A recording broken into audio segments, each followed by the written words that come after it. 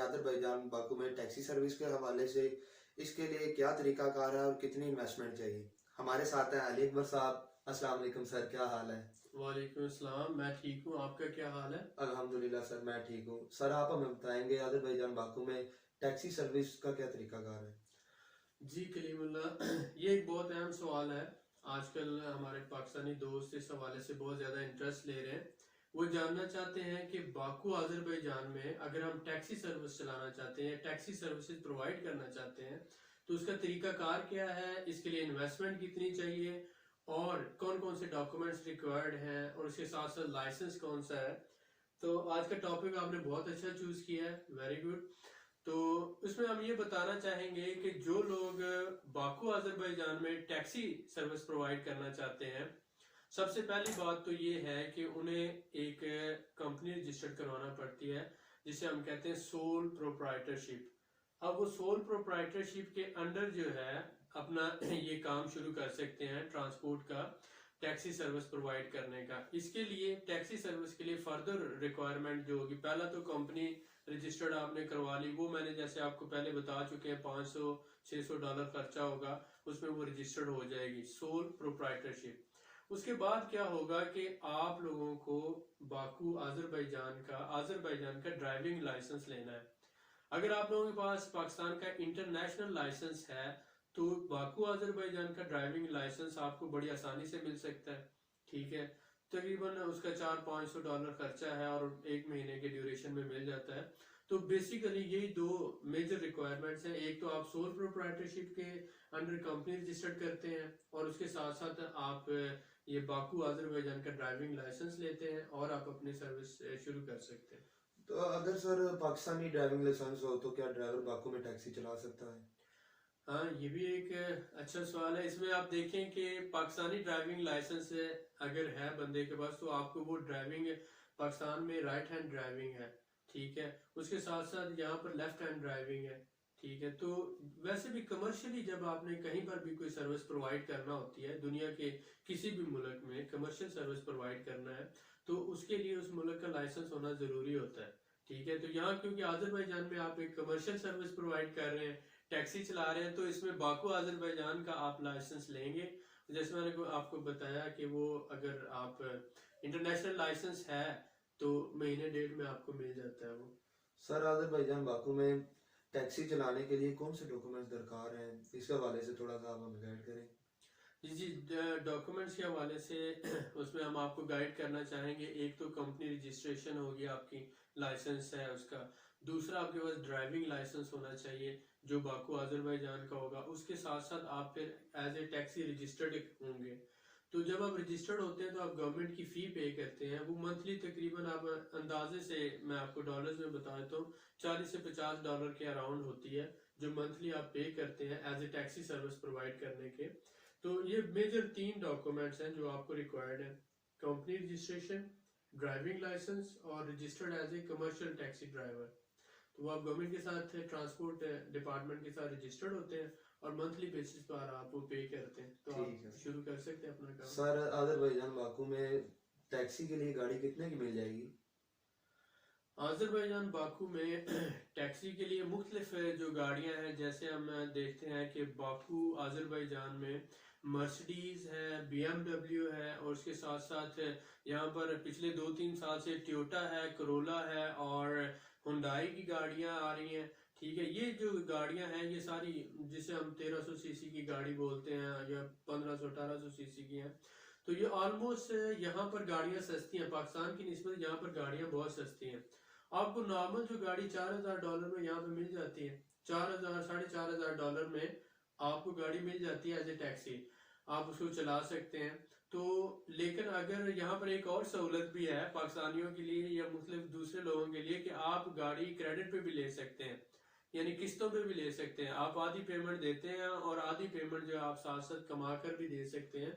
तो दो तरीके हैं, या तो आप कैश पे ले लेते हैं या जी। आप जो है किस्तों पे ले लेते हैं। तो ऑलमोस्ट वही आ जाता है, तकरीबन 4000-4500 खर्चा होता है इसका। लेकिन ये ब्रांड्स की आपने बात की, तो इसमें गाड़ियां मैंने बताया BMW है, मर्सिडीज है, उनके ओल्ड ब्रांड जो 4 साल 5 साल पुराने ब्रांड्स हैं, वो जो है यहाँ पर एज ए टैक्सी चल रहे हैं। बहुत अच्छी यहाँ पर जो गाड़ियाँ जर्मन से इंपोर्ट होती है, जर्मन से वाया जॉर्जिया यहाँ पर आती है, और यहाँ पर गाड़ियाँ बहुत सस्ती हैं, तो इसलिए ये इशू नहीं है।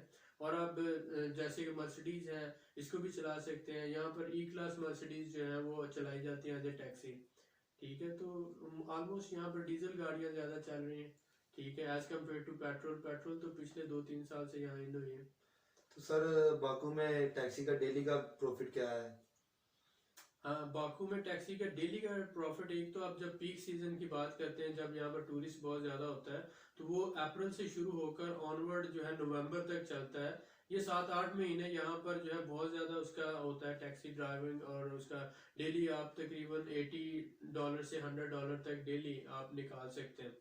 बाकी दिनों में $40-50 ऑलमोस्ट निकल आते हैं जो टैक्सी ड्राइवर हैं, वो जो काम कर रहे हैं प्रॉपर तरीके से। जैसे ऑल ओवर दी वर्ल्ड होता है कि नाइट टाइम में काम करने वाले लोग बाज़ दफ़ा ज़्यादा कमा रहे होते हैं, डे में कम कमा रहे होते हैं, लेकिन अब यहाँ पर पिछले 2-3 साल से टूरिस्ट बहुत ज़्यादा आ रहा है, तो जिस वजह से टैक्सी वालों की अर्निंग बहुत अच्छी हो रही है। यहाँ पे सर टैक्सी का स्कोप क्या है, इस हवाले से थोड़ा सा आप गाइड करें हमें। स्कोप, जैसे मैंने अभी आपको बताया कि स्कोप होता है, आप देखते हैं कि आपका पोटेंशियल क्लाइंट कितना है। एक तो ये बाकू बड़ा शहर है, एज कम्पेयर टू 25-30 लाख आबादी है इसकी। इसके साथ साथ आप ये देखते हैं यहाँ पर 40-50 लाख एनुअल टूरिस्ट आ रहा है, तो वो जो टूरिस्ट है वो सारा टैक्सी सर्विस ही यूज करता है। उसके साथ साथ आप देखते हैं कि जितना भी यहाँ पर जो मूवमेंट हो रही है, यहाँ से इंटरसिटी जो ट्रांसफर होता है वो भी, लेकिन बाकू के अंदर ही बहुत ज्यादा माशाल्लाह स्कोप पिछले 2-3 साल से बहुत ज्यादा डेवलप हुआ है।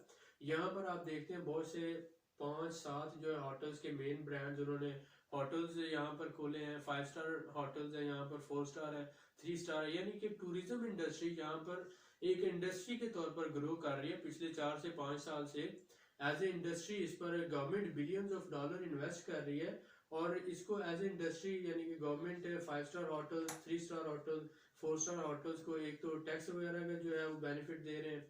दूसरा ये है कि वो बहुत ज्यादा बड़ी इन्वेस्टमेंट कर रहे हैं जिसमें टूरिस्ट प्लेसेस को डेवलप किया जा रहा है। उसके साथ साथ जो है ई गवर्नमेंट के अंडर ई वीज़ा जो है उसकी सहूलियत दी जा रही है मुख्तलिफ कंट्रीज को, और एयरपोर्ट्स पे जो है बहुत ज़्यादा इन्वेस्ट किया जा रहा है, और मूवमेंट जो है ट्रांसपोर्ट फ्लाइट्स वगैरह इस पे बहुत ज़्यादा फोकस, जिस वजह से इंटरनेशनल जो टूरिस्ट है बहुत ज़्यादा आ रहा है अजरबैजान की तरफ। तो जब आपके पास इंटरनेशनल टूरिस्ट बहुत होता है जिस सिटी में भी, तो वहाँ पर स्कोप तो बहुत होता है डेफिनेटली जबरदस्त टैक्सी के इस हवाले से। जी जी। सर ऑनलाइन टैक्सी चलाने के लिए कौन से डॉक्यूमेंट्स रिक्वायर्ड हैं और कौन कौन सी वेबसाइट है, इसका थोड़ा सा आप हमें बताएंगे।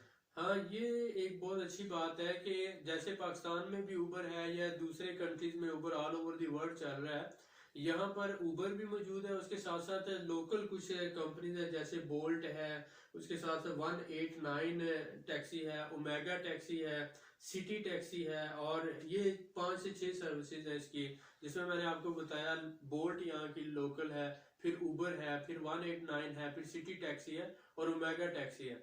तो एक तो आप इन कंपनीज के साथ रजिस्टर्ड हो जाते हैं, और वो आपको अपना सॉफ्टवेयर भी देते हैं, आपको अपना टर्मिनल और सारा सिस्टम, तो आप उसको यूज करते हुए शहर में एक तो आसानी से ऑनलाइन आपकी बुकिंग हो जाती है, आप आसानी से मूव कर सकते हैं, सारी फैसिलिटीज आपको मिलती हैं। यानी बहुत अच्छा है, यहाँ पर इंटरनेट सर्विस भी बहुत अच्छी है, और उस हवाले से ये जो सॉफ्टवेयर है और ये कंपनीज जो है यहाँ पर बहुत अच्छा ऑपरेट कर रही हैं, तो आप उनके साथ रजिस्टर्ड होकर आसानी से काम कर सकते हैं और पैसे अर्न कर सकते हैं। जबरदस्त सर। सर बाकू में टैक्सी सर्विस के लिए कौन सी कंपनी की गाड़ी इस्तेमाल होती है, जरा इस हवाले से थोड़ा सा गाइड करें आप हमें।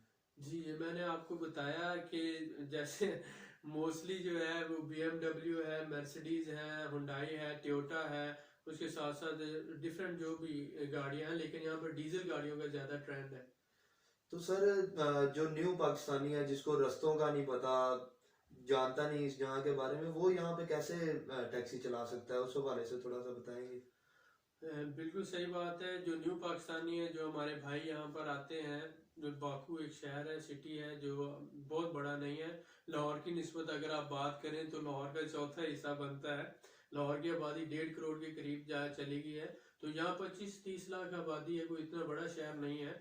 तो आप एक तो जो है जहाँ पर भी कोई बिजनेस करता है बंदा पहले रिसर्च एंड एनालिसिस करता है, तो वो गाड़ी लेकर डेफिनेटली पहले पूरा शहर 1-2 दिन में विजिट करेगा, उसके साथ ये होता है कि आप तो आजकल तो बड़ी टेक्नोलॉजी आ गई है, जैसे गूगल मैप्स है, उसके अलावा उबर का अपना सॉफ्टवेयर है, बोल्ट का अपना सॉफ्टवेयर है, और डिफरेंट टैक्सी कंपनीज का अपना सॉफ्टवेयर है, जो आपको बड़ी आसानी से गाइड कर रहा होता है कि आपने अगर इस एड्रेस पे जाना है, आप सिर्फ एड्रेस डालते हैं, वो आपको बता रहा है कि आप इतने मीटर के बाद आपने राइट टर्न लेना है, लेफ्ट टर्न लेना है, आपने किधर जाना है, वो हर चीज आपको बता रहा है। बिल्कुल। आजकल आपकी आसानी के लिए जो है सॉफ्टवेयर आ गए हैं। अब वो जो मसले नहीं रहे जो पहले थे कि आपको एड्रेस का नहीं पता और आप काम नहीं कर सकते, अब बहुत आसानियां पैदा हो गई हैं। जी सर, बहुत शुक्रिया। Thank you. मजीद मालूमात के लिए हमारी अगली वीडियो का इंतजार करें और हमारे नीचे दिए गए व्हाट्सएप नंबर पर राब्ता करें। शुक्रिया, अल्लाह हाफिज।